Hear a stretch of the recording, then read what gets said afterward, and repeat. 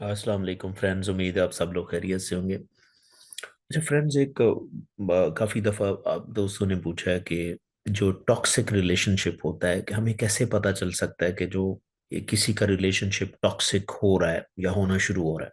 देखिए, पहली बात तो ये कि टॉक्सिक रिलेशनशिप, मैं उस रिलेशनशिप को कहता हूँ कि जिसमें आपकी इमोशनल वेलबीइंग और साइकोलॉजिकल वेलबीइंग डैमेज हो रही हो, उसको हम टॉक्सिक रिलेशनशिप कहते हैं।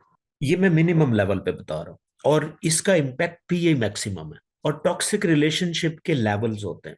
सबसे पहला जो लेवल होता है ना, हाँ, इसको टाइमली मैनेज करना और उस रिलेशनशिप के ऊपर टाइमली डिसाइड करना बहुत जरूरी है कि आप एक रिलेशनशिप को इस लेवल पे, टॉक्सिक लेवल पे ना लेके जाएं जो मैनेजेबल भी ना हो, और फिर उसके कॉन्सिक्वेंसेस भी बहुत बुरे होते हैं। देखिए, रिलेशनशिप के अंदर जो स्पेशली टॉक्सिक रिलेशनशिप है, टॉक्सिक रिलेशनशिप में आप जितनी लेट डिसाइड करेंगे, चाहे उसको आप मैनेज करना चाह रहे हैं, चाहे उसको छोड़ना चाह रहे हैं, जितनी देर आप लगाएंगे उसके बारे में डिसाइड करने में, आपको उतनी बड़ी कुर्बानी देनी पड़ेगी। ये नोट कर लें। सो टॉक्सिक रिलेशनशिप को टाइमली आइडेंटिफाई करना बहुत जरूरी है।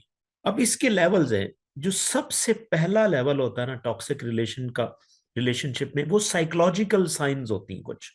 अगर आपको साइकोलॉजिकल साइंस का पता चल जाए, अब साइकोलॉजिकल साइंस के भी आगे स्टेप्स होते हैं।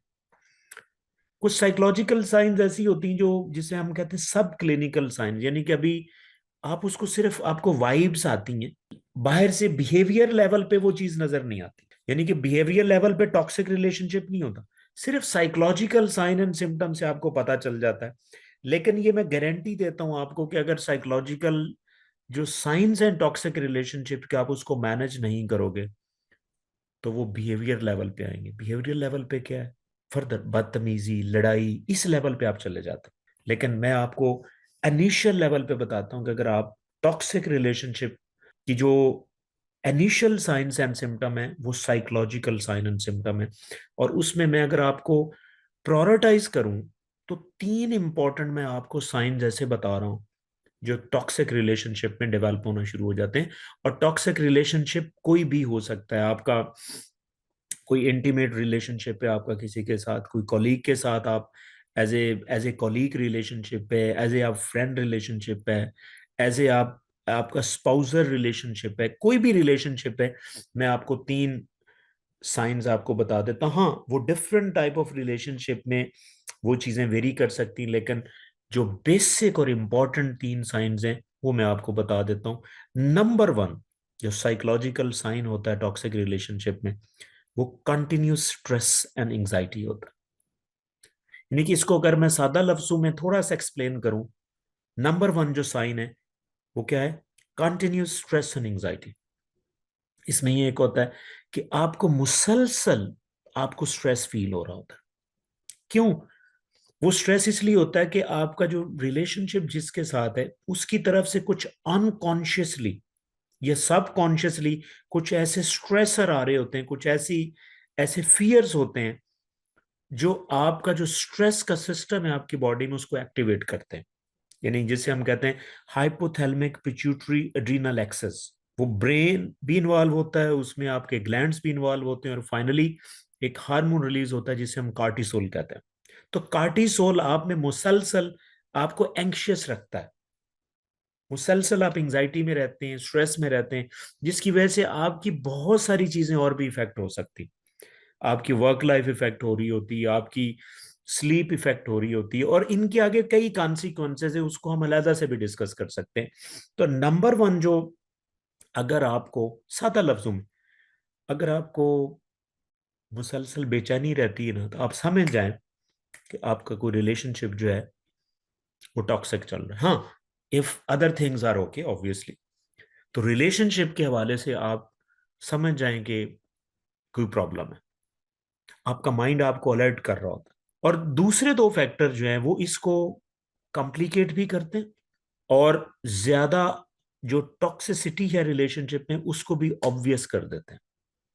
दूसरे नंबर पे जो साइन है, जिसे मैं अक्सर कहता हूं कि जिसे इंग्लिश का एक वर्ड है, walking on the egg shells.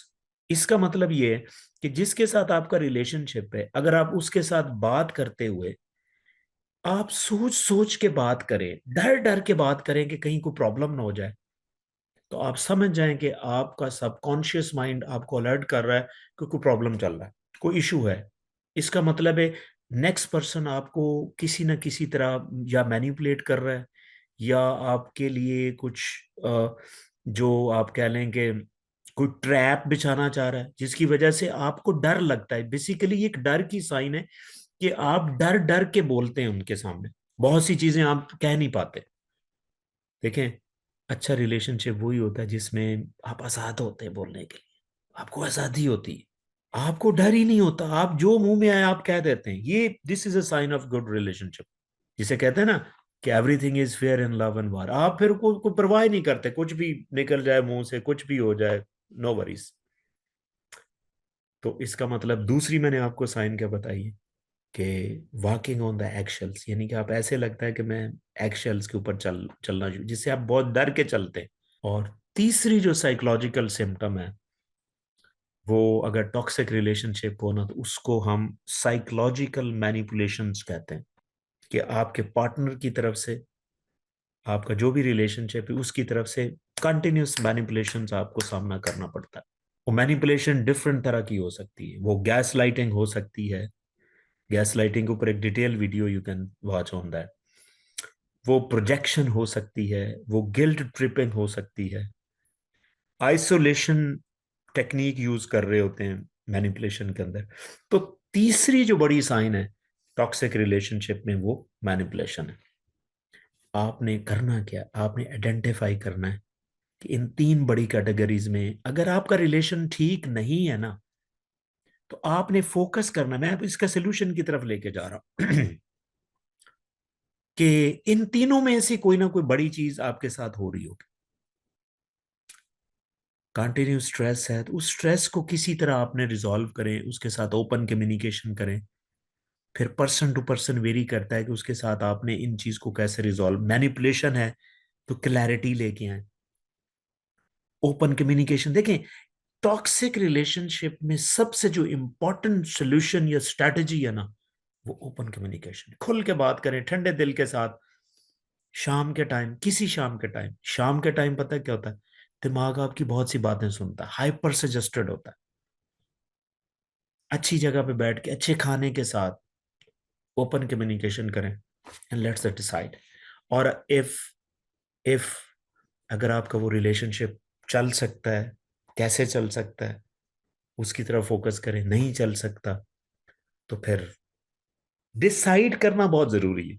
Again मैं ये कहूंगा कि ऐसे मामलात में आप जितना डिसीजन लेट लेंगे ना, आपको उतनी बड़ी कुर्बानी देना पड़ेगी। इस लाइन को जरा फोकस कीजिएगा, you will get the answer in date, आपको खुद पता चल जाएगा।